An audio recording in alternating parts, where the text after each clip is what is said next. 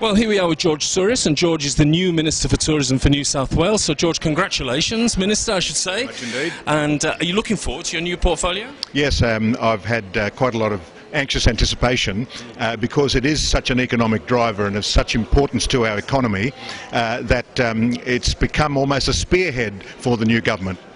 I noticed that in the Premier's presentation the other day, and also a lot of the things you've spoken about, plus also, which was quite unusual for a New South Wales government, you had a manifesto basically on tourism.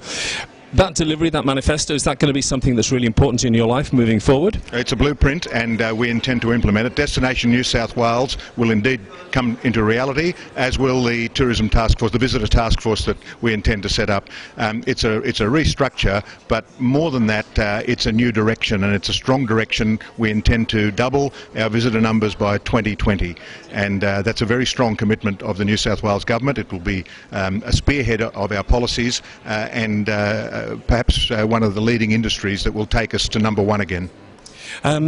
There are critics in New South Wales who say that the previous government, put it like that, have concentrated too much on Sydney and not enough on regional New South Wales. It was refreshing to see in the manifesto, the policy document, that you were talking about regional, and the Premier talked about that the other day. You're from the Hunter Valley, you're a member for the Hunter Valley. How important is regional to you? Well, we made a specific policy pronouncement on regional tourism, including a financial boost, actually, which doubled the regional tourism organisation's budget. Now, we want to see from that an increase in tourism product and the development of tourism product. We don't want to see it wasted on surveys and salaries, but we actually want to see some tourism product.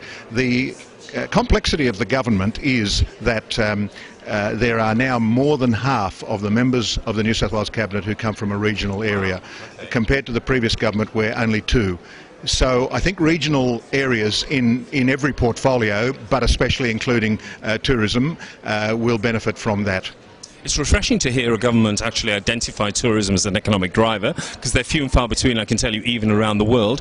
You mentioned just now not spending on salaries and so on, and what does that mean in terms of the new organisation that you're talking about, Destination New South Wales, Events New South Wales currently, and the current Tourism New South Wales? Because I know those are the sort of questions that the industry, are expecting answers to fairly quickly. We want to see a bold new direction, and one which will be resourced. You've seen our announcement of $45 million. That's a very significant increase. And indeed, you've heard the Premier identify tourism and major events as one of our leading economic drivers. So from that, all I can say is to the industry, focus a little less on structures. What we want to see out there is the tourism product developed and our visitor numbers increased. And that's our focus, and that's where we want everybody else to be focused as well.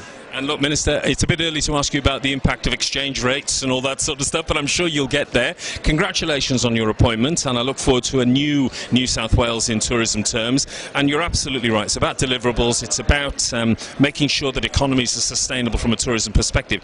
And is tourism the largest single driver in New South Wales now of the economy? Well, there are 280,000 employees, and this is a marvellous opportunity where there are some 2,000 delegates here to convey the message that the New South Wales government will back tourism and will put it up the front, up in the flagship area, and that the people who have attended today come with a very strong welcome and a very strong imprimatur of government.